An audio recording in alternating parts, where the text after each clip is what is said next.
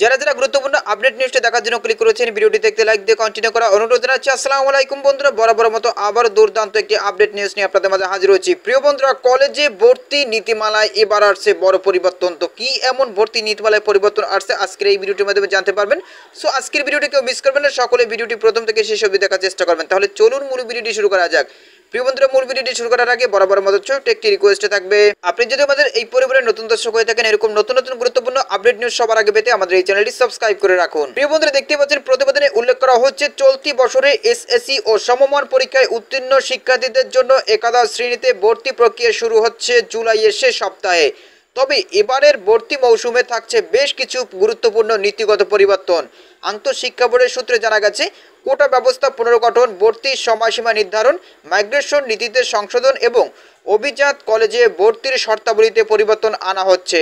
আন্তঃশিক্ষা বোর্ডের সমন্বয়ক ও ঢাকা শিক্ষা বোর্ডের চেয়ারম্যান অধ্যাপক ডক্টর খন্দকার এহসানুল কবির জানান, বোর্ডের কলেজ পরিদর্শকদের সমন্বয়ে নতুন ভর্তি নীতিমালার খসড়া প্রস্তুত করা হয়েছে। এটি বর্তমানে শিক্ষা মন্ত্রণালয় অনুমোদনের অপেক্ষায় আছে। 2025 সালের কলেজ ভর্তি প্রক্রিয়াকে সামনে রেখে কোটার কাঠামো, মেধাক্রম ভিত্তিক অগ্রাধিকার ও কলেজ নির্বাচনের নীতিতে বড় পরিবর্তনের প্রস্তাব রয়েছে। গত বছরের ভর্তি পরিসংখ্যান বলছে প্রায় 8,500 জিপিএ প্রাপ্ত শিক্ষার্থী প্রথম ধাপে কোনো কলেজে সুযোগ পাননি।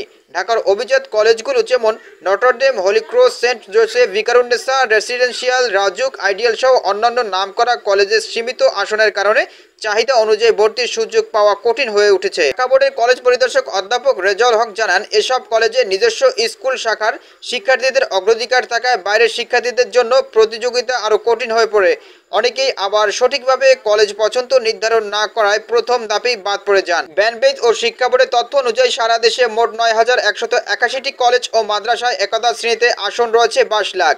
এর সঙ্গে কারিগরি শিক্ষা বোর্ডের অধীনে 9 লাখ এবং পলিটেকনিকে আরও 2,41,000 আসন সহ মোট ভর্তিযোগ্য আসন দাঁড়ায় 33.25 লাখ। অথচ এবছর এসএসসি সমমান পরীক্ষায় উত্তীর্ণ হয়েছে মাত্র 13 লাখ শিক্ষার্থী। এতে দেখা যাচ্ছে প্রায় 20.5 লাখ আসন শূন্য থাকছে, যা বেসরকারি কলেজগুলোর জন্য বড় ধরনের সংকেত। ঢাকা বোর্ডের কর্মকর্তা জানান, গত বছর অন্তত 220টি কলেজে কোনো শিক্ষার্থী ভর্তি হননি। এটি শিক্ষা ব্যবস্থা ভারসাম্যহীন এবং অবকাঠামোগত পরিকল্পনার অভাবে প্রতিফলন বলে মনে করছেন বিশেষজ্ঞরা। বর্তমানে 60% কোটা রয়েছে, যার মধ্যে 5% মুক্তিযোদ্ধা সন্তানদের জন্য এবং 2% শিক্ষা মন্ত্রণালয় বিভিন্ন দপ্তরের জন্য সংরক্ষিত। তবে বোর্ড সূত্রে জানা গেছে, এবার জুলাই গণ অভ্যুত্থানে শহীদ ও আহতদের পরিবারের জন্য একটি নতুন বিশেষ কোটা চালুর প্রস্তাব রয়েছে।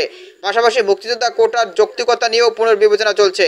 তো প্রিয় শিক্ষার্থী বন্ধুরা, এই ছিল মূলত আজকের আপডেট নিউজ। এই বিষয়ে তোমাদের কি মতামত অবশ্যই কমেন্ট করে জানাবে।